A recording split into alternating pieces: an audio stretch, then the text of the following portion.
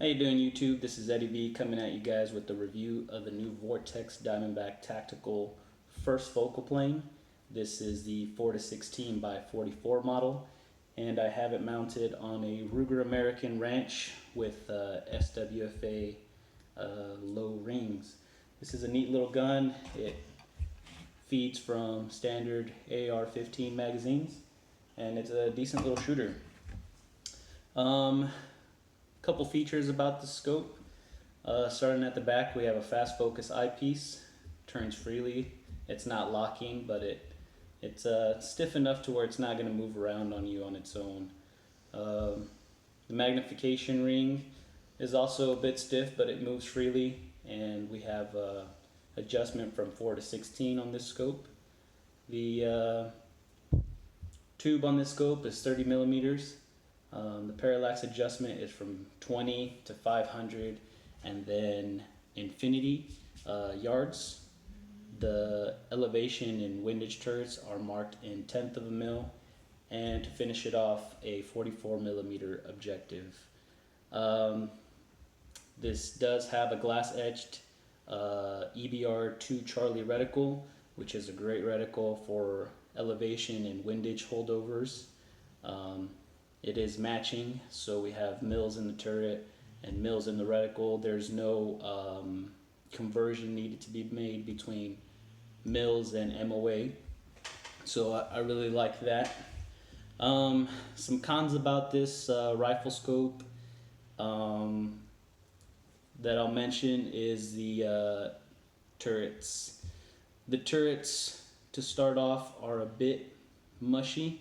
There is a little bit of play between clicks. I don't know if you guys can see that through the camera, but there is some play between the clicks. Once the click has been indexed, it's positive enough and tactile loud enough to where you know that you have indeed indexed that adjustment, and you're not floating in between the middle, but it is a bit mushy. I don't know if you guys will be able to hear through the camera what the clicks sound like, but I'll go ahead and dial some.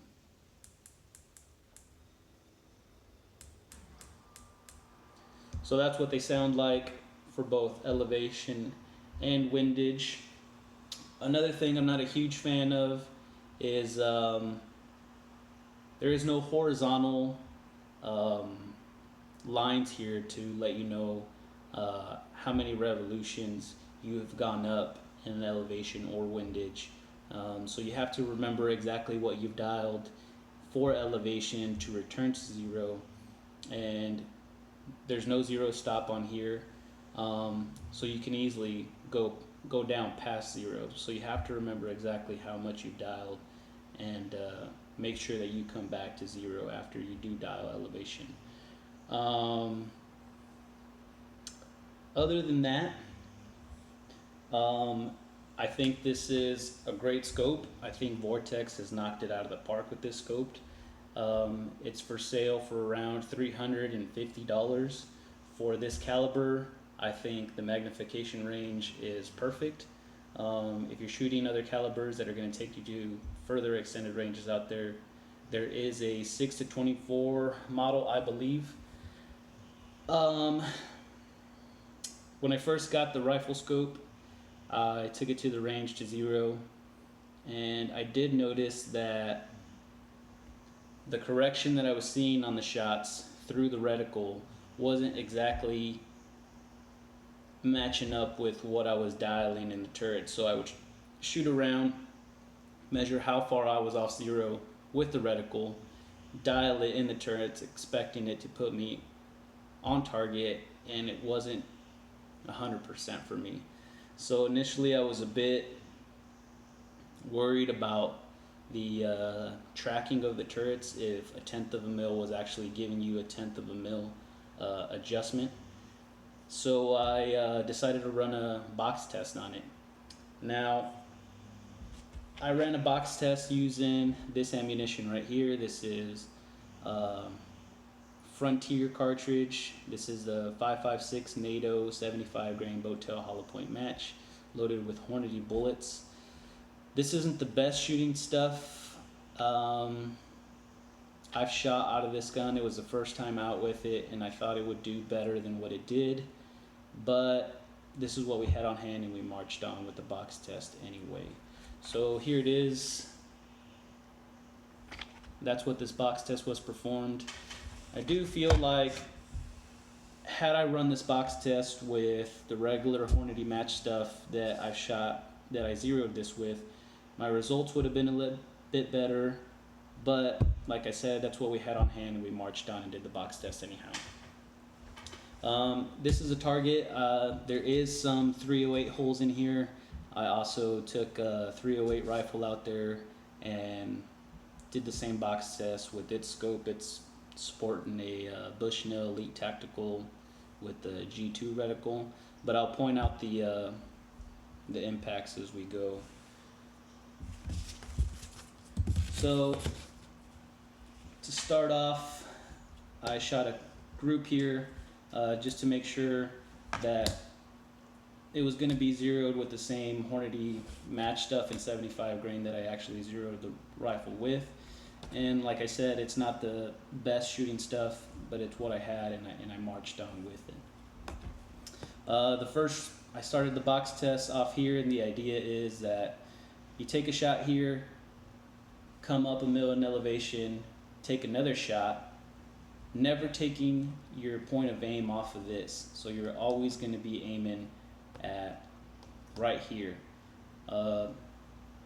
and your shots should travel along the box as you index the turrets. So my first shot came in here. We're off the pasty, but like I said, that's the ammo we had, so we marched on.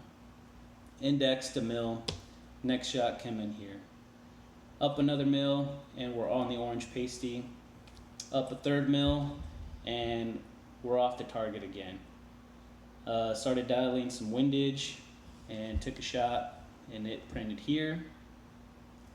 Dialed another mil in wind, and we're cutting the orange on the pasty here. Started coming back down, and we're on the pasty. Down another mil, and we center punched that dot. Down a third mil, and we're cutting the orange pasty here. Started coming back towards zero in elevation.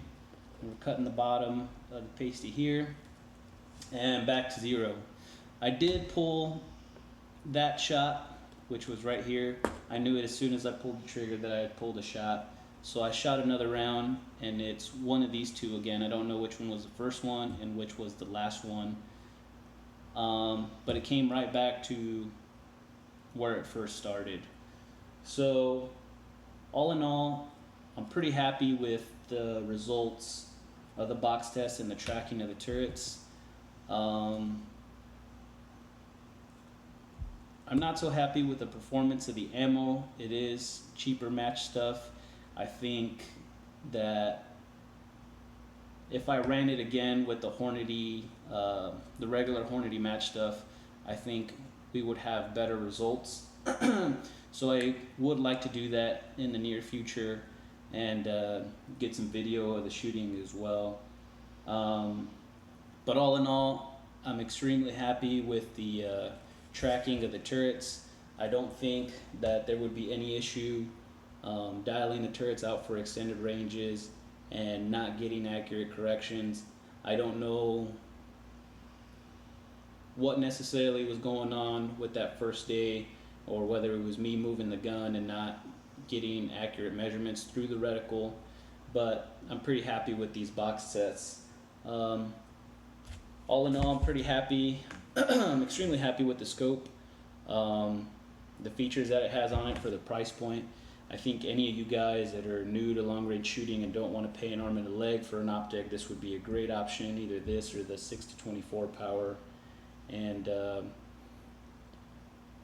going to film another video with the regular Hornady match stuff and do something at the bench there at the range to get it more stable, maybe shoot it prone, and run this box test again with video so you guys can see.